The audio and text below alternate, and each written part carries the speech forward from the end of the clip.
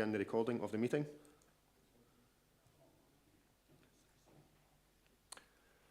I will now take the sediment for this meeting of the Performance and Review Scrutiny Forum held on the 19th of March 2024.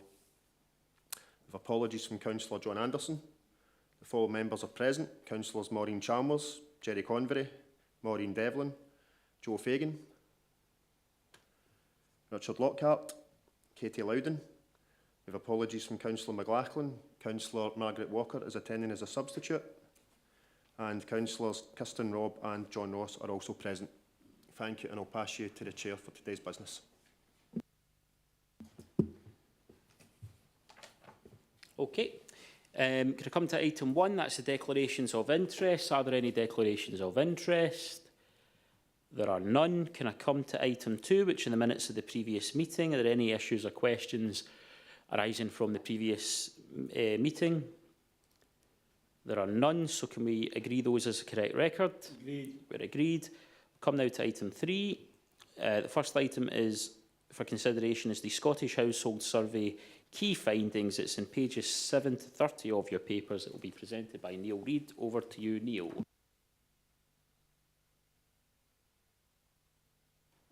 Thank you, Chair.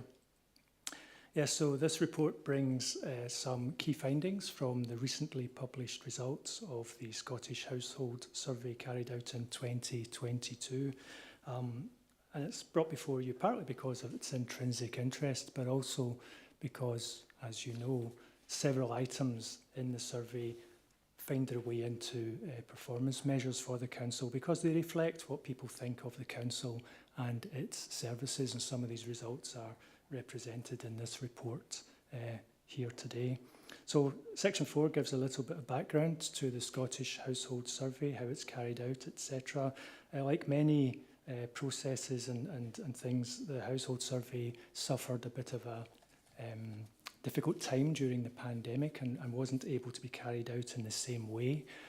So it is beginning to recover now, and the statisticians assure us that the 2022 results are broadly comparable with those before the pandemic, but not strictly comparable with 2020 and 21.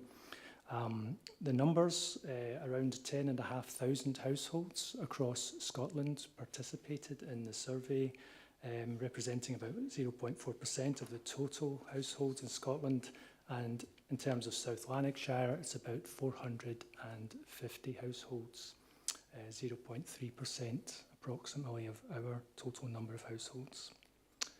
So section 5 of the report gives you some summary information about Scotland as a whole, and this is essentially the findings as represented by the people who run the survey. So it covers housing, neighbourhoods and communities, finance, physical activity and sport, climate change, and a range of other findings, including things like internet access, volunteering and childcare arrangements. So the more interesting part, I imagine, of the whole report for us is section 6, where we take a look at what it says about South Lanarkshire and compare that with Scotland as a whole. So the numbers that are quoted in the paragraphs here, they're all contained in the appendix to this report, where we show Scotland and South Lanarkshire. So that's where these figures come from. I'll pick out a few items which I think might be of particular interest, again, because they sort of are very closely related to performance measures that we look at. So section or paragraph 6.5, first of all, has a little bit about what people think of their local community and neighbourhood. And generally there you can see that South Lanarkshire is a bit ahead of the Scottish average overall. So people are kind to each other. We've got 93% as opposed to 87% in Scotland as a whole. The other one that stands out there is there are places where people can meet up and socialise, 6 percentage points ahead in South Lanarkshire. But broadly, that's quite a favourable position for South Lanarkshire. At paragraph 6.6, in terms of a sense of community, we've got there's a higher proportion of people feeling a sense of community in South Lanarkshire at 45% than Scotland as a whole at 38%. And there's a table there, again, showing some statements that people were asked whether they agreed with or not in the survey, and you can see how South Lanarkshire residents responded to those questions. The next point to pick out perhaps is 6.14. Again, we have a paragraph of text, but we've got some statistics there about what people think of South Lanarkshire facilities and services. So you see sport and leisure, libraries, museums and galleries, etc. So again, there's quite a lot of numbers there. So the first set of numbers on the left, that's all respondents to the questionnaire, whether they have used the service or not. And then the second set of numbers represents people who, if they've used the service in the last 12 months, they're then, they're separated out, and we can see that people who have used the service tend to be more favourably inclined or have a more favourable view than those who haven't. It's probably worth mentioning at this point, and it's not in the text here, but it's worth mentioning at this point, the local government benchmarking framework, which is the next paper on the agenda, and you'll recognise that these statistics appear in the benchmarking framework, but you will not find these specific numbers in the LGBF because the LGBF uses them in a different way. So there's two reasons why the numbers are not the same. One is that the LGBF uses a 3-year rolling average. So these figures are for 2022, that specific year, but the LGBF would use 2022, 2021 and 2020 and average them. And then when we get to next year, they'll do the average of 3 years then. So there's an averaging going on in the LGBF. The other significant aspect of LGBF that makes the numbers different is that in the LGBF, they exclude anyone who has no opinion. So although they use all respondents to the questionnaire, when someone says, I've got no opinion about this, they're excluded from the calculation. And that tends to increase the percentages. So it ends up meaning that you're not going to see the self-same numbers when Tom comes to present his paper if you've got sharp eyes. That's why there are some differences there. Anyway, moving on very quickly, paragraph 6.15 again has a range of very specific questions that were asked, about the council and how people perceive it. And so there's, I think, some really quite interesting results there.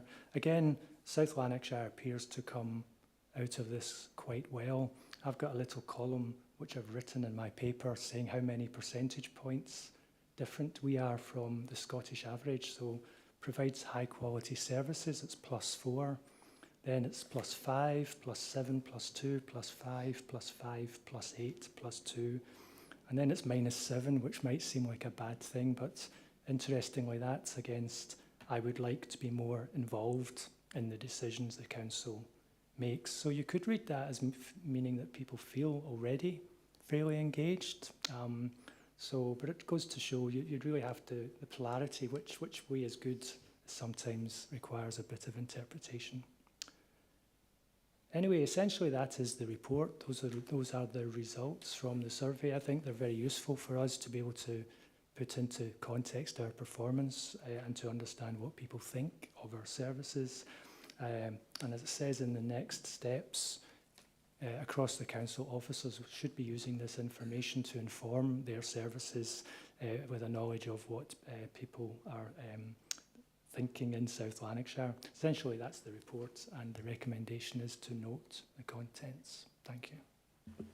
Okay, thank you very much, Neil. Can I ask if anyone has any questions or points? Could you please indicate now? Neil, I just want to ask a question for my own clarification here, and it relates to 6.13, paragraph 6.13, and it states that South Lanarkshire residents express lower satisfaction with a range of public services than elsewhere in Scotland. That includes local health services, schools and public transport. However, the next sentence, or two, then kind of elaborate and say, if I'm understanding this correctly, when people are asked about local schools, the SLC rate is higher than the Scottish average, so it's the reverse. So I'm interpreting that as when people are asked about schools generally, you get that figure of satisfaction is 66% versus 69% as an average. But when we flip that and ask people about local schools, satisfaction is higher. 88% are satisfied versus 80 in South Lanarkshire versus 85% in Scotland. Have I picked that up correctly, or is there something more going on there?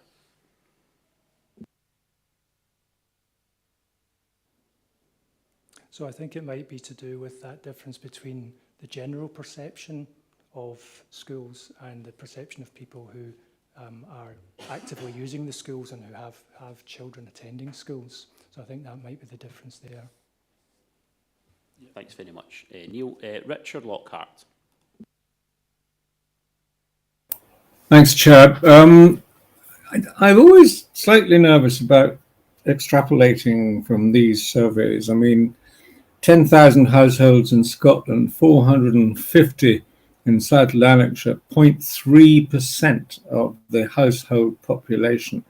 Now, I know these figures are for noting, if you like, but I did worry that an awful lot is attached to numbers like this. And to go back to the Chair's point, if you like, that he made, if you like, about satisfaction, which includes, and I quote, includes local health services 57% versus 64%. I translate that into my own post-bag and experience, if you like, in Lanarkshire Health Service. I'd be very surprised if 57% recommended was the view, if you like, of the vast population of people who are suffering from a really pretty poor health service in Lanark. Point I'm making, it's not so much a question, is these numbers. I worry about them because a population survey of 0.3% on which then further decisions are made strikes me as a pretty tenuous way of moving forward with rules, laws, legislation, and so on. Perhaps you could, just comment on that.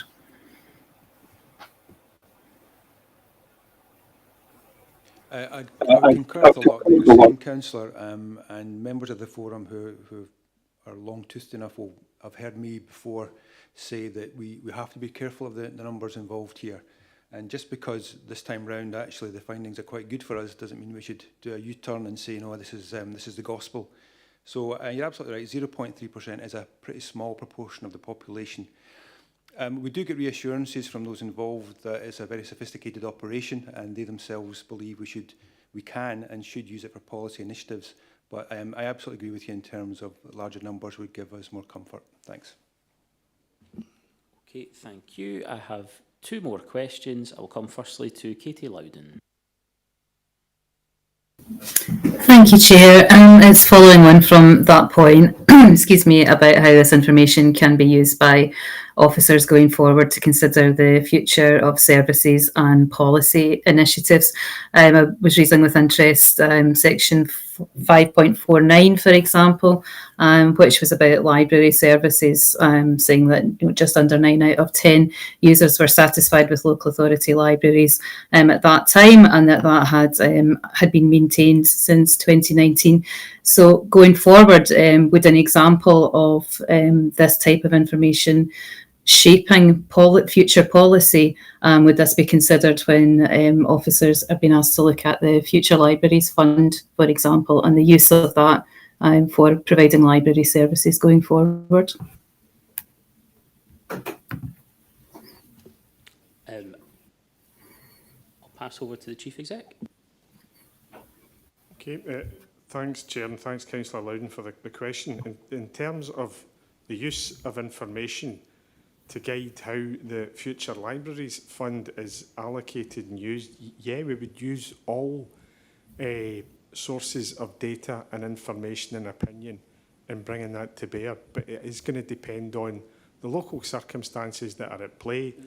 There are a number of libraries which SLLC are going to withdraw service from, which are going to be re-provisioned. So we would look to the available opinion and we would try and apply that to the circumstances that we've got in allocating that money. Okay. Could I come now to John Ross?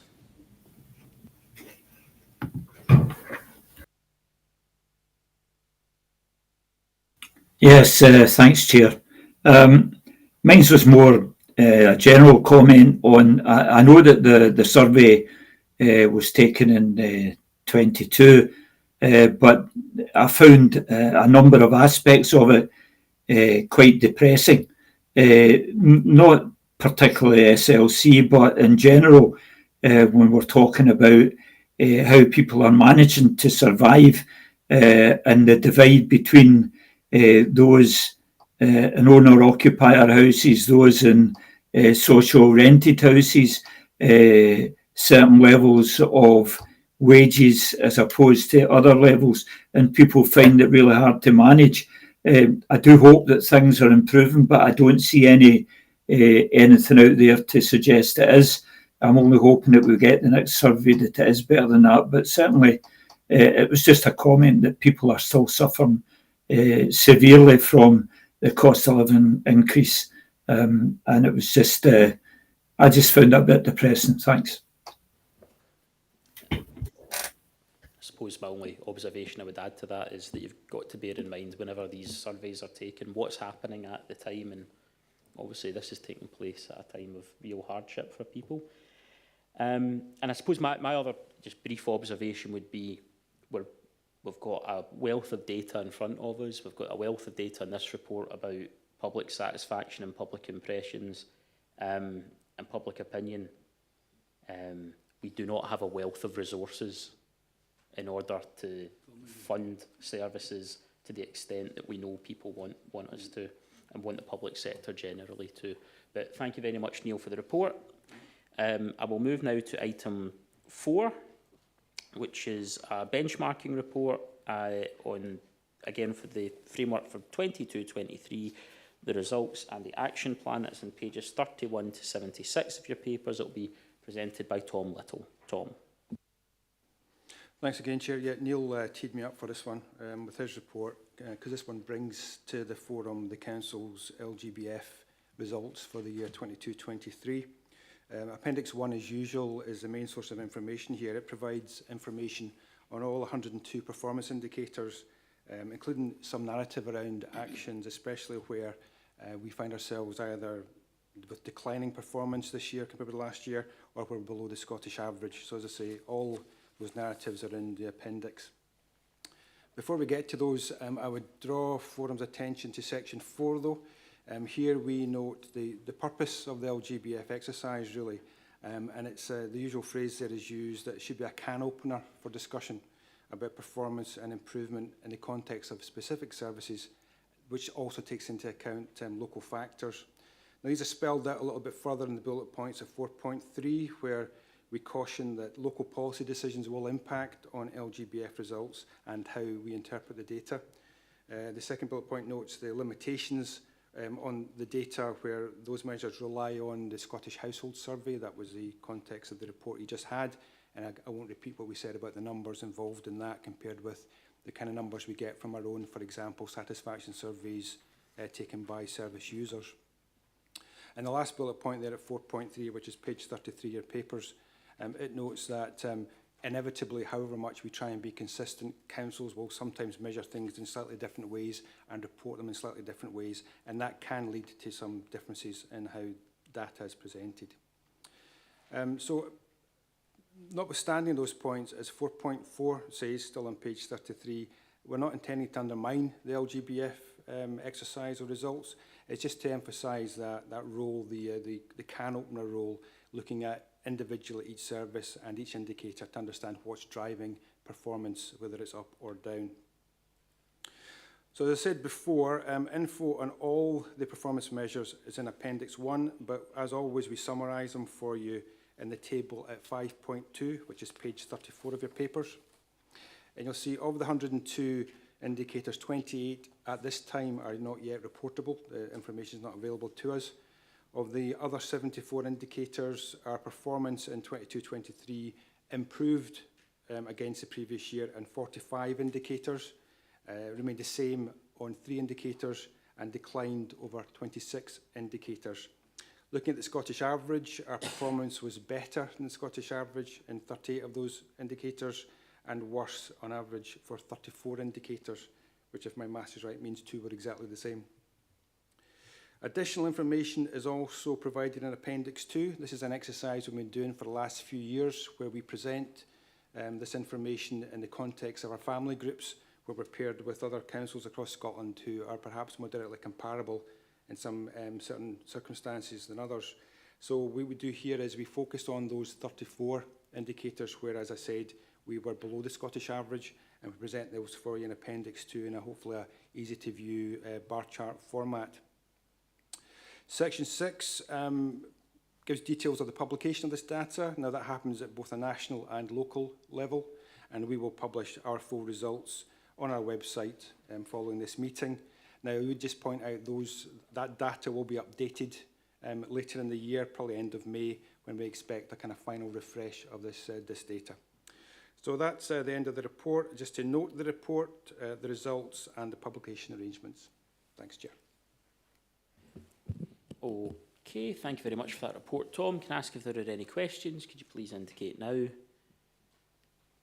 Not seeing any questions, so can we agree to note that report? Agreed. And we'll move to item 5, which is on best value in Scotland.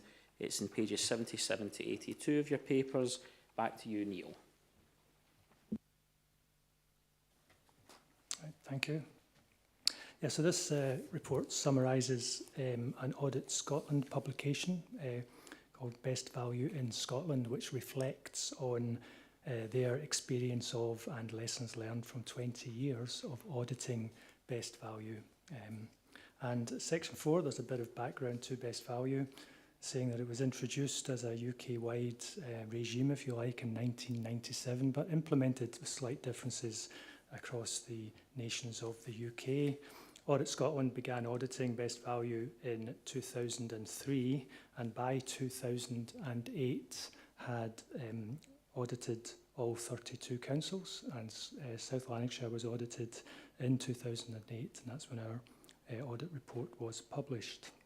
Then the process was reviewed, and a new approach was introduced called BV2, and that was much more risk-based. So essentially, auditors only went in and audited if they felt there was any issues that needed to be looked at. So under that regime, South Lanarkshire didn't get an audit. We passed, if you like, our shared risk assessment processes, but 19 councils did receive an audit during that period. And then in 2015, the Accounts Commission looked again at how Best Value was audited, and they changed the approach again and introduced the BVAR approach. And part of the aim of that was to make sure every council got an audit, and that's what happened. We had our BVAR, which was published in 2018. So, and we've brought the results of the majority of those to this forum to look at the lessons and learned. And since September 2022, a new approach has been put in place, and we're still seeing how that's bedding in and what that's going to look like. And indeed, the next report on the agenda brings some of the messages that are emerging from the first cycle of audits. So the key messages that Audit Scotland believe are evident are shown in Section 5. I'll pick out just a few key ones, key messages. So they believe that the Best Value approach has auditing has had a crucial role in holding local government to account, and also that Best Value itself has driven significant improvements in local government, including performance management, partnership working, and community engagement. But looking forward, they believe that councils will need to make some difficult decisions on what their future priorities will be.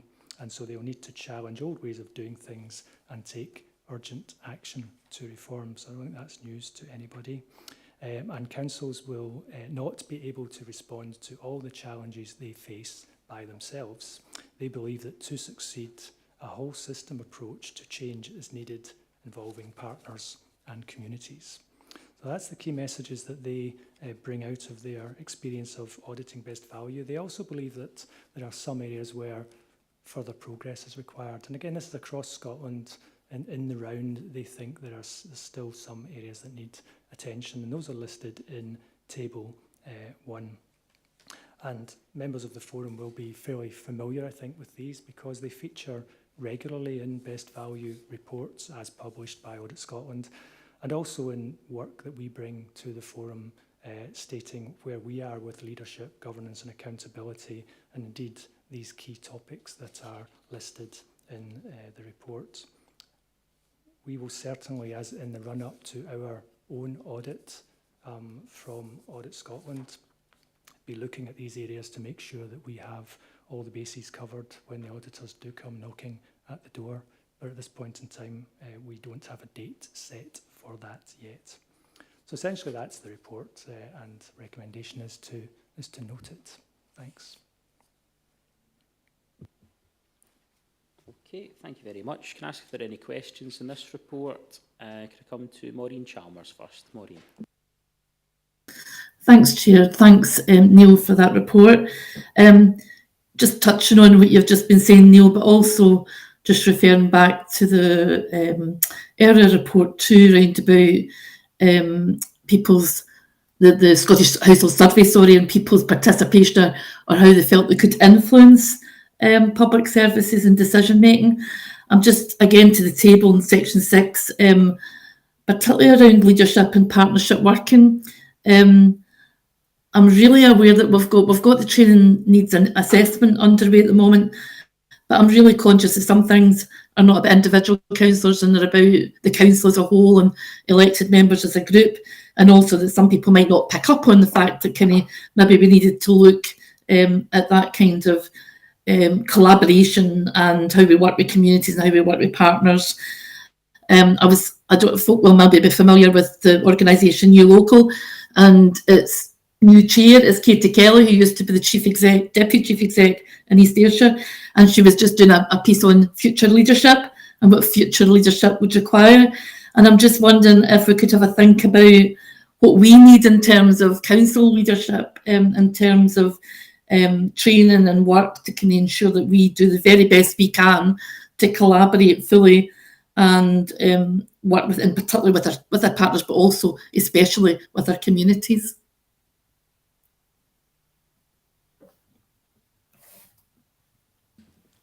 Paul. Thanks, Chair, and thanks, Councillor Chalmers. So that piece of work has started and should pick up pace around the training needs assessment for elected members. I'm aware of the piece of work and the role that Katie Kelly's got now. So from a sort of top-down perspective, looking at that training needs assessment, I'll raise that as an issue and make sure that's a facet that we've got and the members are aware of. Councillor Chalmers, thank you. Thank you. Thank you. I would also refer people back to our own report, our best value and our Accountants Commission report just the other week. Next question I have is from Kirsten Robb. Thank you, and afternoon everybody. Thanks, Neil. Really interesting report. I think I'm always talking about innovation and doing things differently, and I think this really chimes to how I feel about a lot of the ways council works. It's about challenging the old ways of doing things, and I'm interested to know more about how that need for transformation and doing things differently is being driven across the council at a top level. One example would be when we receive all the list of cuts. Are those driven by strategic opportunities for improvement? For example, the grass cutting was presented as we're just going to half the grass cutting, but there's so many other opportunities to present opportunities for improvement and achieving multiple objectives in grass cutting, not just to have a narrow, neat and tidy only objective option. We've got nature emergency, which we've all acknowledged. So it's to understand more about how strategic decisions like cuts and service improvements are being driven by that need to change how we do things to achieve multiple objectives. Thanks, Kirsten. I'm going to bring Paul back in because I'm aware that no sooner has the council set its budget for this coming financial year than we are having to think about how we approach the next year. But Paul, could I bring you in? No, and as you highlight, we all feel like we're painting our own personal Forth Road Bridge with this. So the process for 2025-26 and for the years beyond is going to have to begin really soon. And what I'd look to do over the next few months is start to engage with elected members again on how we plan for the future. And part of that will be about looking at service reviews that the council can undertake. So that's not just in 2024, that's into 2025 and the years beyond. We don't necessarily have the capacity to look at everything all at once. And we need to try and focus our resources in the right place. But what I would look to cite members on are the reviews that are being undertaken and how we would look to report them to you. So that is something that we've done in the past, and we need to keep a role for that in what we do in the future, in terms of looking at how services are delivered, looking at the alternatives, looking at what the priorities are, and bringing forward to yourselves ideas and suggestions as to how things might change.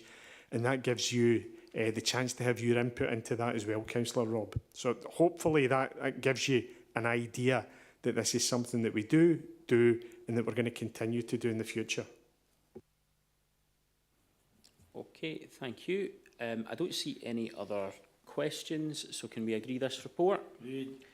And we come then to item 6, which is another, leads on from that paper. This is a report on the Accounts Commission's new approach to the audit of best value initial reports. It is in pages 83 to 90 of your papers. Tom Little's going to speak to this. Tom. Thanks again, Chair. Yeah, as you said, Neil referred to this in his report and laid out for you the most up-to-date approach there is in terms of best value in Scotland.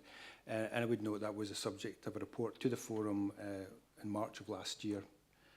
So that approach is summarised in this paper at 4.1 there. You'll see at page 83 of your papers. And it's kind of a two-handed process. Auditors are now required to report progress against previous best value audit reports each year. And in addition to that, the Controller of Audit will report on every council across the 4 years, 2023 to August 2027, taking them all in turn. So to date, there have been 4 of those reports on 4 councils. And what this report is doing is bringing to you the key messages from those audits. So we'll start off with the first one, which was South Ayrshire Council, and that's section 5 in your papers. That's page 84. And that was released in early November 2023. Now, the report highlighted several areas of concern, including the pace of improvement, the transformational programme that was being undertaken, and also some questions over performance management and performance reporting, self-evaluation, and the way that performance is publicly reported. The report wasn't all negative. For example, it welcomed the Council's approach to medium and long-term financial planning, but it did lead to quite an extensive number of action points for the Council, which are laid out in this report at 5.2, page 85 of your papers. The second report came out also in November 2023, was for Dundee City Council, and this was a positive report, and it picked up on a lot of strengths in Dundee in relation to such things as clarity of vision, the way that they do their public performance reporting, their community empowerment and engagement, and the approach to continuous improvement. Again, action points are laid out for us to look at 6.2 in the report. That's page 86 of your papers. The third of the 4 reports was North Eastern Galloway Council, and that one came out in January of this year. I would say this one was maybe more of a mixed report. Identified some positives and negatives. The positives included clear vision and priorities that were backed up by sound financial plans and an annual delivery plan. However, the report picked up on some areas where it felt work needed to be done, for example, in tracking progress against outcomes and improvements that were necessary for the how it reports its performance to the public and to elected members. I would draw your attention in this one to the final bullet point, which is at the top of page 87 in your reports, in your papers, where questions are raised about the approach to tackling climate change. And this is also picked up in the next report. I'm going to come to the 4th of the 4 reports. And I think it's maybe something of a, we will see emerging as a trend across these reports as they come out. So as I said, that report, that final fourth one today, is on Orkney Islands Council, and it's laid out for you in section 8 in these papers. That's page 87. Broadly positive report, I'd say, but with some concerns about the council's transformational plans, and pointing to a lack of strategic approach to delivering services in a sustainable way. And again, as I said, the Commission found there was perhaps a lack of clarity, as it's described, in terms of the approach to tackling climate change. So that's the key messages from the 4 reports that have been issued so far. And skipping ahead to section 9, that's page 88, the next steps and recommendations, the same way we did previously with the best value assurance reports, we'll continue to bring you the results of these reports for you to have a look at and consider any lessons that we might learn here at this council. And as Neil said, we are preparing for our own controller of audit at some point in the 5-year, I'll say it again, 4-year cycle, probably sometimes towards the end of that period, we think. Thanks. Okay, thanks very much. Are there any questions on that paper? I'm not seeing any questions. Oh, sorry, I've got one from Kirsten Robb. Kirsten. Thanks again, and thanks, Paul, for that previous answer. Sounds encouraging. So as that question was on participatory budgeting, I see overall Scotland national, we are at COSLA level, we are achieving the 1%, but can we have a bit more information at some point about how South Lanarkshire is achieving the 1%? I know we get reports at the local area committees on schools and housing PB sort of results, but I didn't know if it was a council-wide target or are different departments dealing with it. Have all departments got to have 1% community input into the spend? So that's the first question, then I've got another wee other one. Okay, I'm going to bring in Jackie Taylor. Jackie. Thanks, Chair. Thanks, Councillor Robb. I lead on monitoring the performance against participatory budgeting targets, and I can tell you that we have, as a council, achieved the target that we have been set, and we do that across all our services. All of our services feed into what they are undertaken in terms of consultation with the community and around how their services are delivered. So we are managing to hit that target within South Lanarkshire. Thanks. Okay, I think you had a follow-up as well, Kirsten. Thank you, Jackie. That is really interesting about the 1%. Maybe because I'm not on some of the other committees, maybe I'm missing how grounds or other departments cover it apart from schools and housing. So maybe you could advise me about the right place to look for some of that other information about other departments' PB. But my other question is about the climate change stuff as well, which I think probably reflects the council's position to other authorities mentioning about a wee bit of ambiguity that how we're going to meet these targets that isn't quite laid down yet. Now it's to see if the council this year is going to focus on setting a target and setting a path to achieving that target, because I'm sure that will be picked up on as it has in other councils as well. Thank you. Okay. Bring over to Paul Manning. Okay, listen, I'm happy to pick that up. So there's, as Councillor Robb's well aware, that there's an agenda of work that goes through the Climate Change and Sustainability Committee, right, which identifies and tries to put actions against the council's plan in terms of looking at sustainability targets. The big issue that exists for councils in Scotland in terms of moves to net zero and sustainability is funding, right? And if you consider the targets and what's required in order to get to those targets, there is a big part of the recipe that's missing, and that's the funding that enables the change to take place. So that is something that is continually discussed between local government via COSLA and the Scottish Government, and it is going to continue to be an issue moving forward until we start to get an idea and a clarity around how this is going to be paid for eventually. So at present, as I say, we do continue to serve that agenda through the Climate Change and Sustainability Committee, but moving forward there is a big unanswered question around funding. Okay. I'm not seeing any other questions, so could we agree to note the report?